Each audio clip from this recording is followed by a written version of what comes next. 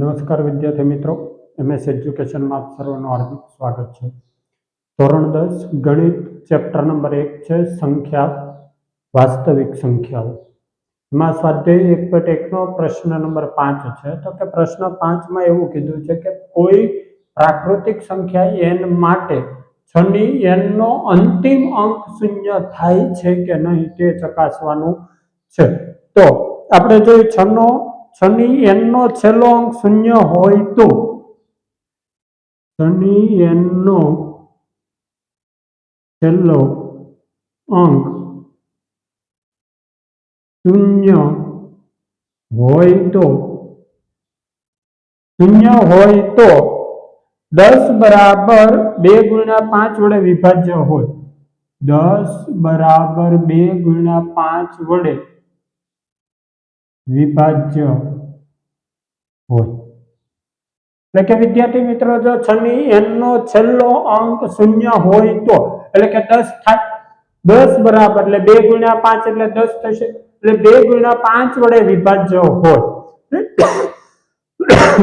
એટલે કે 5 ના છેદમાં, તેથી 5 ના છેદમાં 6 ની n ઘાત, 5 ના છેદમાં 6 ની n ઘાત, એટલે તેથી કહી શકાય 6 ની n ઘાત બરાબર 2 ગુણ્યા 3 ની n ઘાત, એટલે કે 2 ની n ઘાત ગુણ્યા 3 ની n ઘાત.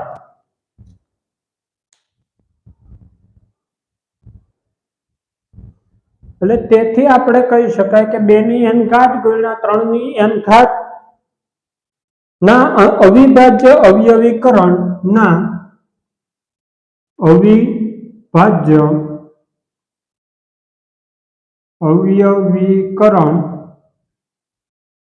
આજે 2 ની n ઘાત ગુણ્યા 3 ની n ઘાત ના અવિભાજ્ય અવયવીકરણ માં 5 અવિભાજ્ય અવયવ તરીકે માં 5 અવિભાજ્ય અવયવીકરણ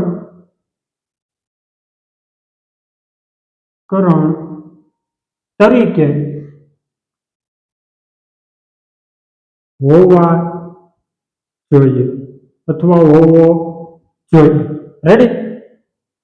પરંતુ અહીં એમ કહી શકાય, પરંતુ 6 ની n ઘાત નો બરાબર 2 ની n ઘાત ગુણ્યા 3 ની n ઘાત ના અવિભાજ્ય અવયવીકરણમાં ના અવિભાજ્ય અવયવીકરણમાં ફક્ત બે જ, ફક્ત કેટલા? બે જ અવિભાજ્ય પૂર્ણાંકો, ફક્ત બે જ અવિભાજ્ય પૂર્ણાંકો 2 અને 3 મળે છે. એટલે કે વિદ્યાર્થી મિત્રો, જો આ જે અવિભાજ્ય અવયવીકરણમાં કેટલા ફક્ત બે જ અવિભાજ્ય પૂર્ણાંકો મળે છે. કયા કયા? 2 અને 3. અને અંકગણિતના મૂળભૂત પ્રમેયથી અને અંકગણિતના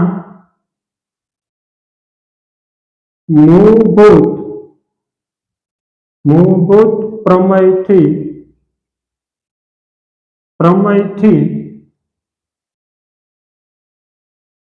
અનન્ય શરત અનુસાર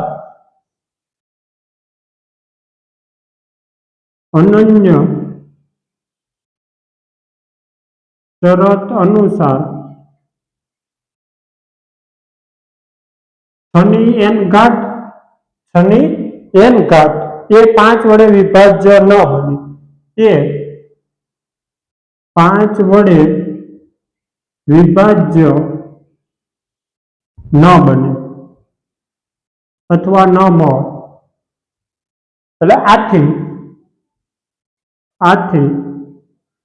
6 ની n ઘાત એ 10 વડે વિભાજ્ય નથી. જો વિદ્યાર્થી મિત્રો તમને આ વિડીયો પસંદ આવ્યો હોય તો અમારી યુટ્યુબ ચેનલને લાઈક, શેર, કોમેન્ટ અને સબસ્ક્રાઇબ કરવાનું ભૂલતા નહીં. આભાર.